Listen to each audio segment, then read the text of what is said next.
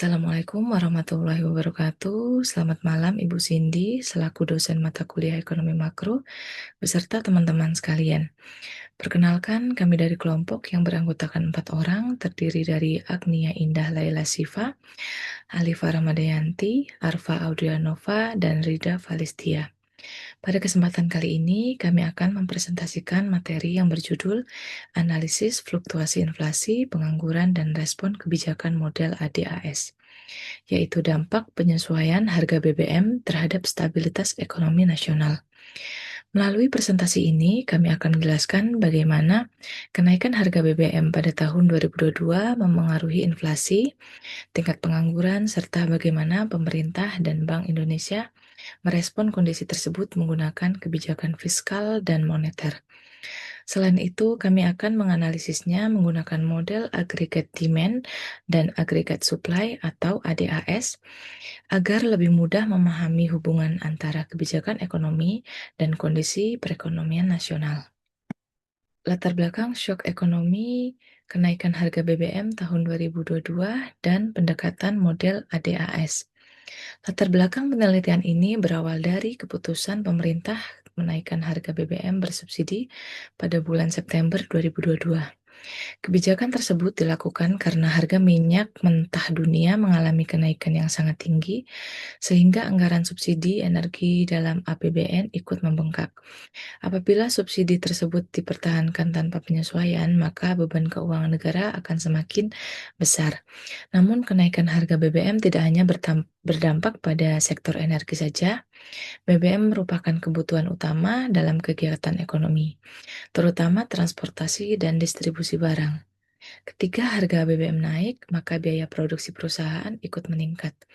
Akibatnya, harga barang dan jasa juga mengalami kenaikan sehingga memicu inflasi. Untuk memahami proses tersebut, kami menggunakan model agregat demand dan agregat supply atau ADAS. Model ini membantu menjelaskan apakah inflasi yang terjadi berasal dari peningkatan permintaan masyarakat atau justru berasal dari kenaikan biaya produksi. Selain itu, model ini juga menunjukkan dampaknya terhadap output nasional dan tingkat pengangguran. Latar belakang dan shock ekonomi BBM. Ketika pemerintah menaikkan harga BBM, biaya transportasi langsung meningkat. Selanjutnya, biaya distribusi barang menjadi lebih mahal, sehingga perusahaan harus mengeluarkan biaya produksi yang lebih tinggi. Kondisi ini menyebabkan produsen menaikkan harga jual barang dan jasa kepada konsumen. Dampaknya adalah inflasi meningkat dan daya beli masyarakat menurun karena pendapatan mereka tidak bertambah, sedangkan harga kebutuhan pokok terus naik. Di sisi lain, sebagai perusahaan mengurangi produksi untuk menekan biaya operasional, bahkan ada perusahaan yang mengurangi jumlah tenaga kerja sehingga berpotensi meningkatkan pengangguran. Dengan demikian, kenaikan harga BBM tidak hanya memengaruhi harga energi, tetapi juga memberikan dampak berantai terhadap hampir seluruh sektor perekonomian. Penyesuaian harga BBM per September 2022. Pada tanggal 3 September 2022, pemerintah memutuskan untuk melakukan penyesuaian harga beberapa jenis BBM bersubsidi. Kebijakan ini diambil karena harga minyak mentah dunia mengalami kenaikan yang menyebabkan beban subsidi energi dalam APBN meningkat secara signifikan. Melalui kebijakan ini, pemerintah berharap subsidi energi menjadi lebih tepat sasaran, sehingga anggaran negara tetap terjaga dan dapat dialihkan untuk program-program yang lebih produktif, seperti bantuan sosial, pembangunan infrastruktur, serta peningkatan pelayanan publik. Namun, di sisi lain, kenaikan harga BBM juga menimbulkan dampak langsung terhadap masyarakat dan dunia usaha. Biaya transportasi meningkat, biaya distribusi barang menjadi lebih mahal, dan biaya produksi berbagai sektor ikut naik. Akibatnya, banyak produsen menaikkan harga jual barang dan jasa, sehingga inflasi mengalami peningkatan. Dalam perspektif ekonomi makro, penyesuaian harga BBM ini merupakan negatif supply shock atau gangguan dari sisi penawaran yang meningkatkan biaya produksi. Kondisi tersebut menyebabkan kurva agregat supply atau AS bergeser ke kiri, harga-harga naik, sedangkan output perekonomian cenderung menurun. Inilah yang kemudian menjadi dasar analisis menggunakan model AD/AS pada slide berikutnya. Perkenalkan, nama saya Agnia Inalele Shiva dari program studi akuntansi dengan NIM 2503010101063. Di sini saya akan menjelaskan tentang tren inflasi dan tingkat pengangguran terbuka atau TPT dari 2021 sampai dengan 2023. Pada tahun 2021, inflasi berada di angka 1,87%. Kemudian meningkat cukup tinggi pada tahun 2022 menjadi 5,51%. Kenaikan ini terutama dipengaruhi oleh kenaikan harga energi dan BBM yang kemudian berdampak pada biaya transportasi, produksi, dan harga barang secara umum. Sementara itu, pada tahun 2023, inflasi kembali turun menjadi 2,61%. Ini menunjukkan bahwa tekanan inflasi mulai mereda setelah kondisi ekonomi mulai kembali lebih stabil. Selanjutnya, kalau kita lihat dari sisi TPT, angkanya terus mengalami penurunan yaitu dari 6,49% pada 2021 menjadi 5,86% pada 2022 dan 5,32% pada 2023. Jadi secara umum dapat dilihat bahwa ketika aktivitas ekonomi mulai pulih, tingkat pengangguran terus menurun, sedangkan inflasi sempat mengalami lonjakan pada tahun 2022 sebelum kembali terkendali pada tahun 2023. Yang kedua yaitu keseimbangan ADAS dan cost push inflation. Selanjutnya kita masuk ke hubungan antara ADAS dengan cost push inflation. Dalam kasus kenaikan harga BBM, kita bisa melihat adanya supply shock atau guncangan dari sisi penawaran. BBM merupakan salah satu komponen penting dalam kegiatan produksi dan distribusi, sehingga ketika harganya naik, biaya yang harus dikeluarkan perusahaan juga ikut meningkat. Kondisi ini menyebabkan kurva AS bergeser ke kiri dari AS1 ke AS2. Akibatnya, tingkat harga umum mengalami kenaikan dari P1 ke P2. Jumlah produksi justru mengalami penurunan dari Y1 ke Y2. Jadi kenaikan BBM tidak hanya menyebabkan harga barang menjadi lebih mahal, tetapi juga bisa menekankan kegiatan produksi karena biaya yang ditanggung oleh produsen semakin tinggi. Inilah yang disebut dengan cost push inflation, yaitu inflasi yang terjadi karena adanya kenaikan biaya produksi.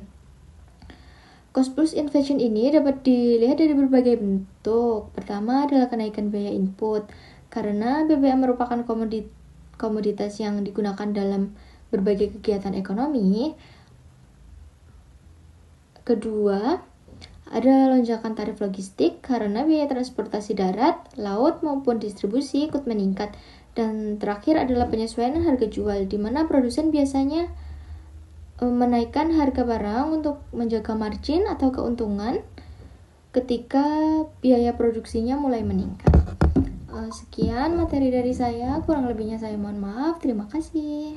Selanjutnya, kita akan membahas dampak dari kenaikan harga BBM, baik dari sisi positif maupun negatif. Dari sisi positif, penyesuaian harga BBM dapat membantu menyehatkan anggaran APBN. Dengan adanya penyesuaian ini, pemerintah dapat mengurangi risiko pembengkakan subsidi energi yang sebelumnya cukup besar dan kurang tepat sasaran. Selain itu, kebijakan ini juga dapat memberikan ruang fiskal yang lebih luas bagi pemerintah. Dana yang sebelumnya digunakan untuk subsidi dapat dialihkan untuk membiayai program-program yang lebih prioritas, seperti bantuan sosial dan pembangunan infrastruktur. Dampak positif lainnya adalah adanya efisiensi dalam konsumsi energi. Ketika harga BBM meningkat, masyarakat maupun industri terdorong untuk lebih menghemat penggunaan energi dan mencari alternatif yang lebih efisien. Namun, di sisi lain, kenaikan BBM juga menimbulkan beberapa dampak negatif. Pertama, terjadi penurunan daya beli masyarakat, terutama pada kelompok masyarakat menengah ke bawah. Kenaikan harga BBM dapat meningkat pengeluaran sehari-hari, sementara pendapatan masyarakat belum tentu meningkat dalam jumlah yang sama. Kedua, Kenaikan BBM dapat menyebabkan kenaikan harga kebutuhan pokok, terutama bahan makanan dan jasa transportasi. Hal ini terjadi karena BBM merupakan salah satu komponen penting dalam proses distribusi barang dan jasa.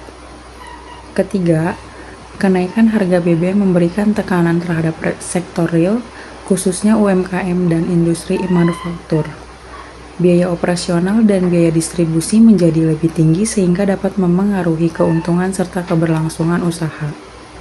Jadi, dapat disimpulkan bahwa kenaikan BBM memiliki dua sisi. Di satu sisi dapat membantu memperbaiki kondisi fiskal pemerintah, tetapi di sisi lain memberikan tekanan terhadap daya beli masyarakat dan kegiatan ekonomi. Setelah melihat berbagai dampak tersebut, pemerintah dan otoritas terkait perlu mengambil langkah kebijakan untuk mengurangi dampak negatif kenaikan BBM. Respon pertama adalah kebijakan fiskal ekspansif yang terarah.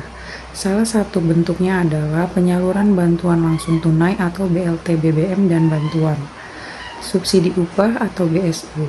Bantuan ini diberikan untuk memperkuat daya beli masyarakat, terutama kelompok masyarakat berpenghasilan rendah atau MBR. Kebijakan kedua adalah kebijakan moneter kontraktif. Bank Indonesia menaikkan suku bunga acuan atau BI, 7-day reverse repo rate secara terukur.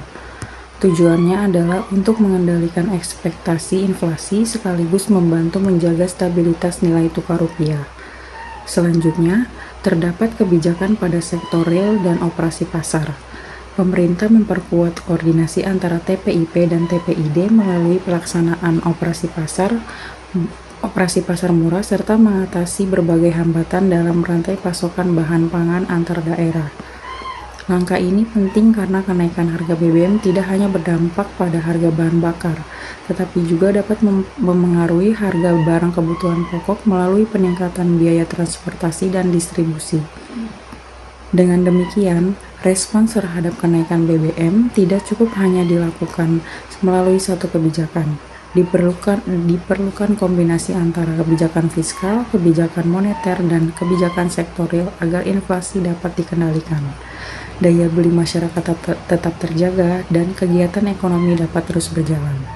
Jadi, inti dari kebijakan tersebut adalah menjaga keseimbangan antara stabilitas harga, kesehatan APBN, daya beli masyarakat, dan keberlangsungan aktivitas ekonomi.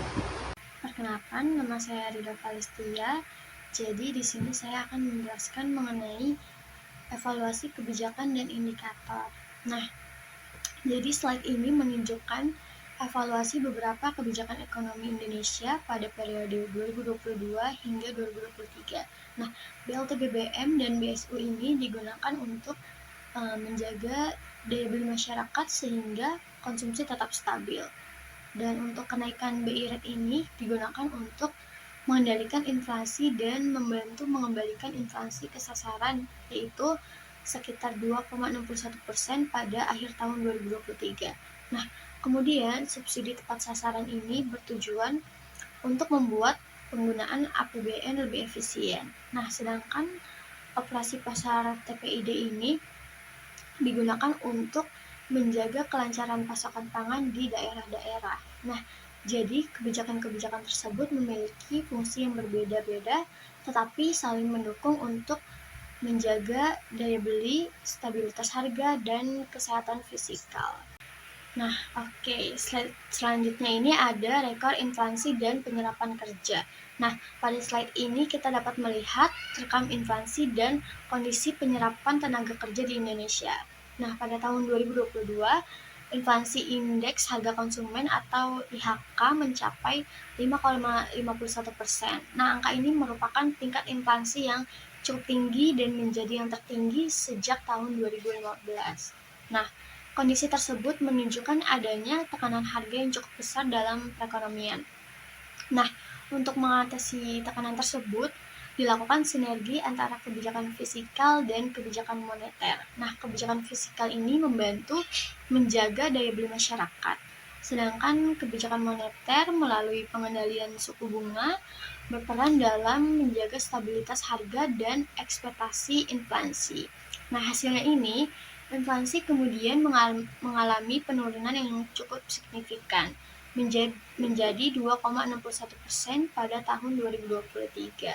Nah, hal ini menunjukkan bahwa kebijakan stabilitas makro berhasil membantu mengendalikan tekanan inflasi. Nah, selain inflasi, kondisi pasar tenaga kerja juga menunjukkan perkembangan yang positif.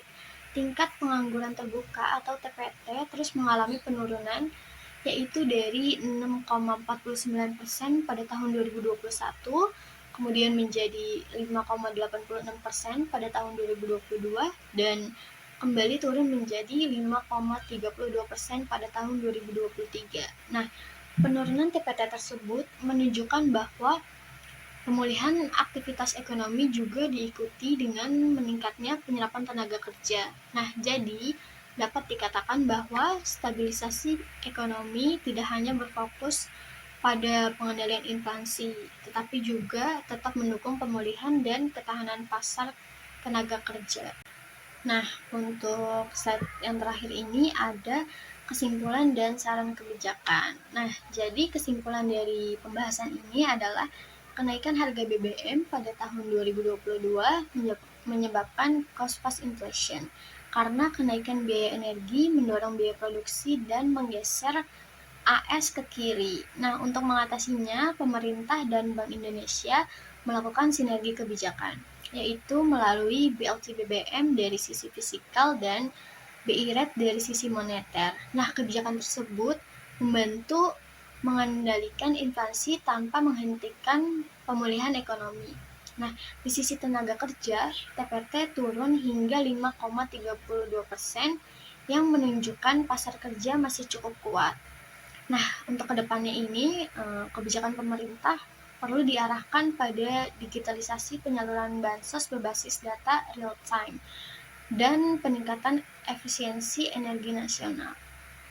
Nah, jadi segitu saja yang dapat kami sampaikan.